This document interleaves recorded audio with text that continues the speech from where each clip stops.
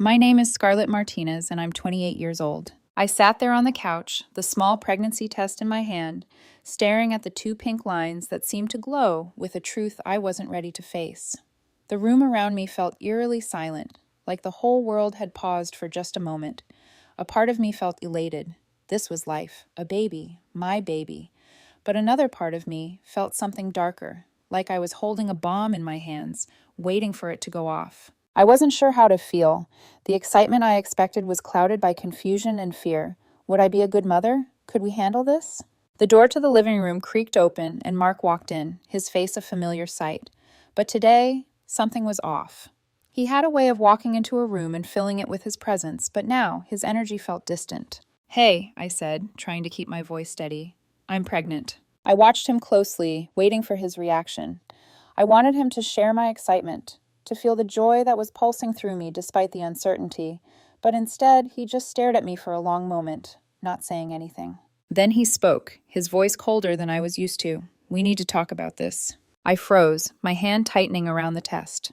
"What do you mean? Mark, this is big. We need to be on the same page."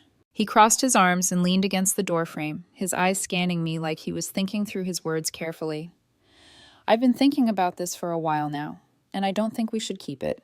The world seemed to tilt beneath my feet. "What?" I looked at him, desperately trying to read his face, but there was nothing there. No love, no warmth, just emptiness. "Wait, what?" I asked, my voice shaking slightly. You don't want to keep the baby?" He nodded, but there was no compassion in the movement, just an unsettling calm. "I've been thinking," he started, his tone clinical, as if he were discussing something mundane. "Your genes, they're not ideal for the kind of family I want to build." I blinked, trying to comprehend what he was saying. "My genes? What does that even mean, Mark?" He sighed, almost like he was explaining something that should have been obvious. "Look, you're 5'9", you have your dad's hairline, and I've thought about it a lot. I want kids who are tall, athletic, kids who have the best genetic potential. I've been thinking about this for weeks." I could feel my heart shatter in my chest. I stared at him, unable to speak. His words were cold and calculating, and they hit me in a place I didn't know existed. It wasn't just the baby he didn't want. It was me. "Are you really saying this?" I finally whispered, the tears threatening to spill, though I held them back with every ounce of strength I had. "You're telling me that you want me to abort our child because of my genes?" Mark didn't flinch. He stood there, arms still crossed, his face impassive. "It's not personal, Scarlett. It's about building a future, a strong family. And if I'm being honest, I just don't see how this works with you." His words felt like a slap to my face, not because of the abortion. It was the way he said it, as if I was a broken piece of machinery that couldn't be used in his ideal life. It was about my body, my identity, my worth. Suddenly, everything I thought I knew about us, about him, felt like a lie. I took a shaky breath, trying to hold it together. "You really don't see how this works? This us?" I felt a wave of anger rise in me, but more than that, it was the crushing weight of betrayal. I thought we were partners. I thought we were building something together. But now it felt like I was standing in front of a man who didn't even respect me enough to see me for who I was. Just a set of genes. "I'm not asking you to do anything crazy," he said, as if the decision was simple. "Just think about the future. Think about the kids we could have, the life we could give them. Don't you want that?" I could feel my whole body tremble. I didn't want to hear this. Not from him. Not after everything we'd been through. I looked at the pregnancy test again, my fingers tightening around it. The truth felt clear to me now. I couldn't do this. I couldn't be with someone who saw me as a means to an end, who would discard me because my genes didn't match his vision. I opened my mouth to speak, but my voice cracked before I could say anything. Mark was still watching me, waiting for a response. His gaze was cold, detached. He wasn't asking for my opinion anymore. He had already made his choice. And I realized, with a sickening clarity, that I had to make mine. "I can't do this," I said, my voice barely a whisper, but firm. "I can't be with someone who doesn't respect me." Mark didn't respond. He just stood there, silent, as I walked out of the room. My heart ached, but deep down, I knew this was the only choice I could make. I thought I was done, but the pain was just beginning. The days that followed felt like an endless spiral of confusion and emotional chaos. It wasn't just the pregnancy, it was everything. I kept replaying the conversation over and over in my head, trying to make sense of it, but the more I thought about it, the harder it became to breathe. Mark and I had been together for 4 years. I had thought we were a team, partners in everything. We had a future planned out. We were supposed to be building something together. But the man I thought I knew, the one I trusted, had just shattered all of that in a single conversation. I spent the next few days in a fog, walking through the motions, but feeling completely disconnected from everything around me. Every time I tried to talk to him, every time I tried to process what he'd said, he shut me down, or worse, told me I was overreacting. "You're being dramatic, Scarlett. It's just a practical decision," he would say. "Why are you making this harder than it has to be?" I wanted to scream, to break down in front of him, but I couldn't. I didn't even know how to explain the storm brewing inside of me. It wasn't just the words he had said. It was the way he looked at me like I wasn't enough. It was the way he reduced me and our future to some cold, clinical decision about genetics. One evening, as I sat at the kitchen table, staring at my phone, the silence between us felt suffocating. I knew Mark had been planning to meet some friends later, but when he walked into the room and glanced at me, I could see the same coldness in his eyes. There was no warmth left there. I couldn't take it anymore. I stood up, my heart racing, and I confronted him. "Mark, we need to talk about this. You can't just ignore what's happening. We can't just pretend everything's fine." He didn't look up from his phone. "What's there to talk about, Scarlett? It's done. I've already made up my mind." My chest tightened. "You think it's that simple, don't you? You think this is just about genetics or building a family. But you're not seeing me, Mark. You're not seeing us." He finally looked at me then, his eyes narrowing. "I'm seeing the situation for what it is. I'm trying to think practically. We're talking about the rest of our lives here. I want the best, Scarlett. I don't want to raise a child in a world where their future is limited by things we could have avoided." The words stung like a slap. His detachment was suffocating. I couldn't believe this was the man I had been planning to marry. "I don't care about your practical future," I said, my voice trembling. "I care about our future. I care about this child. You're treating me like I'm not enough, like I'm some kind of mistake. And I can't be with someone who sees me like that, Mark." There was a long pause. Mark didn't respond right away. For a moment, I thought maybe he was starting to understand. Maybe he was hearing me for the first time. But then he shrugged, as if it was no big deal. "You don't get it, do you?" he said, his voice dripping with indifference. "You're being irrational. I'm making the smart choice here, and you're making this about you. It's not about you, Scarlett. It's about the future we can create. Can't you see that?" Something inside me snapped. I stepped back, a cold realization settling over me like a fog. The person I had loved, the person I had imagined a future with, was gone. This wasn't just about a baby. It wasn't even about the wedding we had planned. This was about me realizing that I had been living in a lie. The life I thought I was building with Mark was a fantasy. I couldn't keep pretending that everything was okay. "I'm done," I said, my voice firm despite the way my heart was breaking. "I can't do this anymore." Mark's eyes widened in disbelief, like he couldn't believe I would walk away from him, like I was the one who had broken something that couldn't be fixed. But there was nothing left to fix. I turned and walked out of the room, my chest tight, my hands shaking. The decision had been made, but the weight of it still felt like 1,000 pounds pressing down on me. It was one thing to say I was done. It was another to actually start untangling the life I had built with Mark. The days after our argument felt like I was walking through fog, trying to see through the haze of hurt and disbelief. But the clarity was starting to settle in, and with it came a brutal truth. I couldn't stay. Not with him. Not after everything he had said. Not after how easily he had discarded me, discarded us. I knew I had to take control of my life again, even if it meant facing the loneliness that came with it. I spent the next few hours pacing around our apartment, every corner a painful reminder of what we had once shared. The living room we had furnished together, the bedroom where we'd whispered our dreams for the future. It all felt empty now, like a facade. I sat at the kitchen table, staring at the bank statements in front of me. Our joint account, the one we had opened for wedding expenses, was still there, his name right alongside mine. But what was left of our future? What was left of the life I thought I'd be living? I didn't owe him anything anymore. My hands shook as I picked up my phone and dialed the bank. I had to do this. I had to protect myself. "I'd like to withdraw my portion of the funds from the joint account," I told the bank teller when she answered. There was no hesitation in my voice, though inside I was quaking. I knew this would hurt. This was the last tie that connected us. The process was simple enough. I showed the teller the account statements, signed a few forms, and withdrew everything I had put into the account. The $42,000 I had contributed over the years, gone. The $4,000 that Mark had added, left there. He could keep that. The teller told me that the remaining balance was now mine, and just like that, I severed the last financial bond between us. I could feel my chest tightening with each passing moment, but there was no turning back now. I had made my choice, and I was finally starting to feel the relief I had been too afraid to feel before. Next, I grabbed my laptop and opened the wedding folder. I had spent months planning our wedding, the venue, the photographer, the flowers. It was all supposed to be so perfect, but now it all felt like a cruel joke. I pulled up the venue's number and dialed. "Hi," I said, trying to steady my breath. "I need to cancel our wedding for next month. Yes, I understand the policy, but the wedding is no longer happening.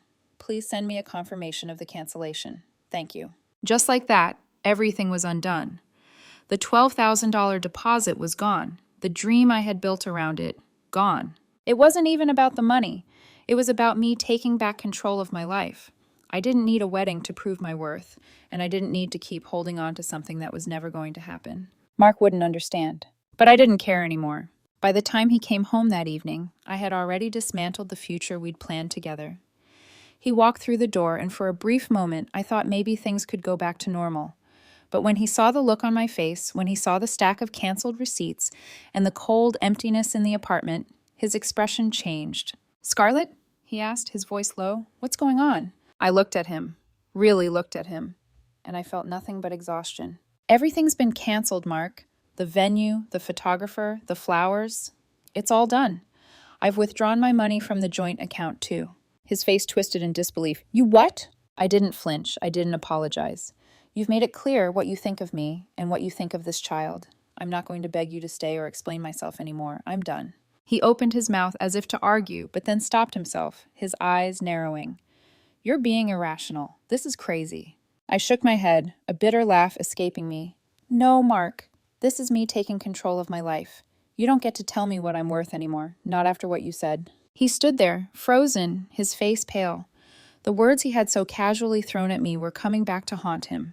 But it was too late. The damage was done. "I don't need this," I said, my voice steady now, no longer trembling. "I don't need you, and I don't need to be part of your genetically superior future. I'm going to be just fine without you."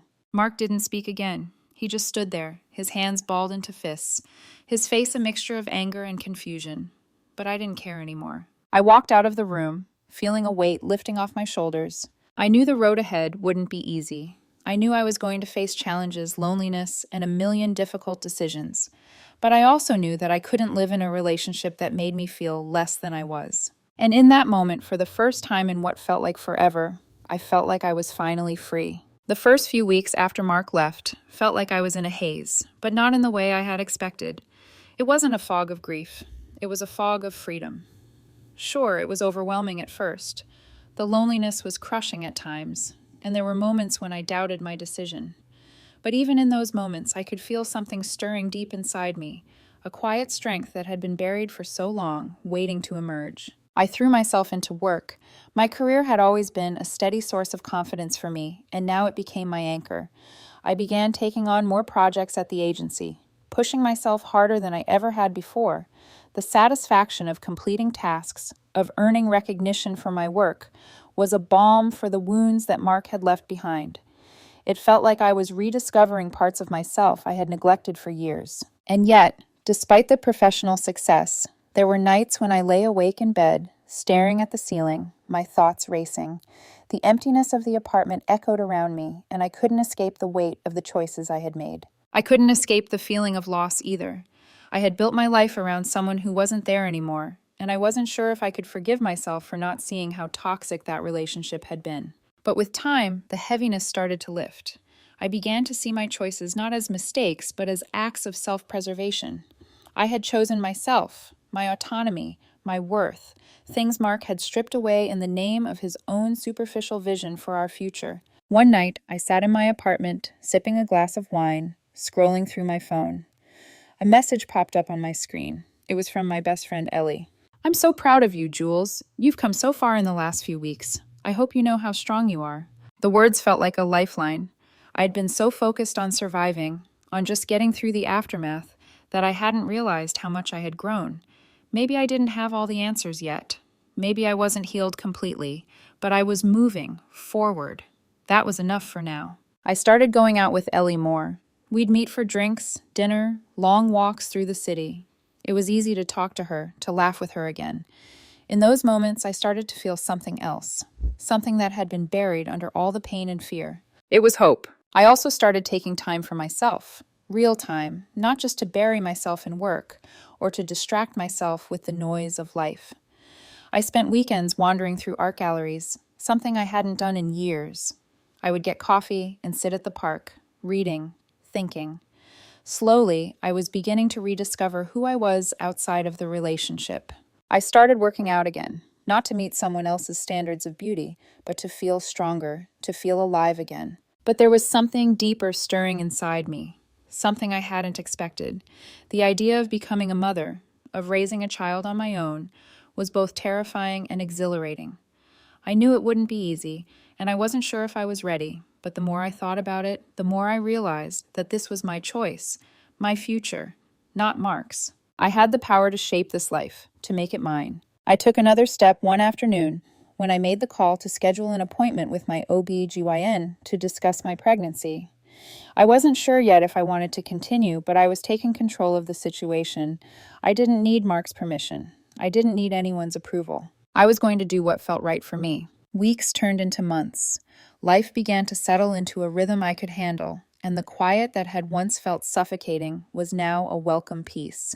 My work was thriving. I was rediscovering hobbies I'd long forgotten, and I was learning to trust myself again. But despite the calm, there was always the nagging thought, Mark.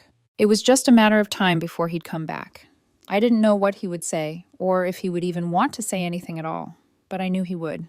And sure enough, he did. It was a random Tuesday morning when I got the text. I've been thinking about everything, Scarlett. I'm sorry for what happened. I want to make things right. I stared at my phone, reading the message over and over. I felt a pang in my chest, but it wasn't the same ache I had felt before. It wasn't the desperate, longing pull I had once felt for him. It was different now. It was almost like a distant echo of the person I had once known, the man I thought I loved. I didn't respond right away. The past few months had taught me that I didn't need to rush into decisions. I needed to give myself space to think. Mark called a few hours later. I debated ignoring it, but in the end, I picked up. Scarlett, his voice came through, a little softer than I remembered. I've had time to think, a lot of time. I know I messed up and I want to fix things. I want to try again. You and me. His words were like a knife in the chest, but in a strange way, they didn't hurt anymore. They didn't carry the weight they once did. The man on the other end of the phone didn't feel like my Mark anymore. This was a stranger, someone who had no idea of the journey I had been on since we'd parted. I took a deep breath, letting the silence stretch between us for a moment. Mark, I finally said, my voice steady, but strong. I've thought a lot about this, about us, and I've realized something. The person I was with you, she's gone. I'm not the same woman anymore. There was a pause on the other end of the line, and when he spoke again, his voice faltered. I don't understand. We can work through this. We're good together, Scarlett. You know we are. We were good, Mark, I replied, my heart no longer breaking at his words. But not anymore. You're not the man I need, and I'm not the woman I was when we first met. I've changed, and I've learned that I deserve better. I deserve someone who sees me for who I am, not who they want me to be. Someone who respects me, respects my choices, and doesn't make me feel like I'm not enough. I could hear his breathing on the other end, heavy and confused. You're making a mistake, he said, but I could tell he wasn't as certain as he once was. His tone had shifted to desperation, and that made me stand taller, more grounded. No, Mark, I said, my voice firm, but not unkind. I'm not making a mistake. I'm finally choosing myself. There was no answer, no more words, just the sound of his breath. I hung up. It felt like the final thread that had tied me to him was cut, and with it, a weight lifted off my shoulders. A few days later, I received a letter from him, an apology of sorts, wrapped in the same kind of remorse he always used when he wanted something from me. I didn't read it. I didn't need to. I had already made my peace. In the weeks that followed, I continued to focus on myself. I spent more time with friends, strengthening the relationships that truly mattered. Ellie was a constant, offering her support without hesitation, her laughter and her presence filling the gaps where loneliness once crept in. I had good days and bad days, but they were my days.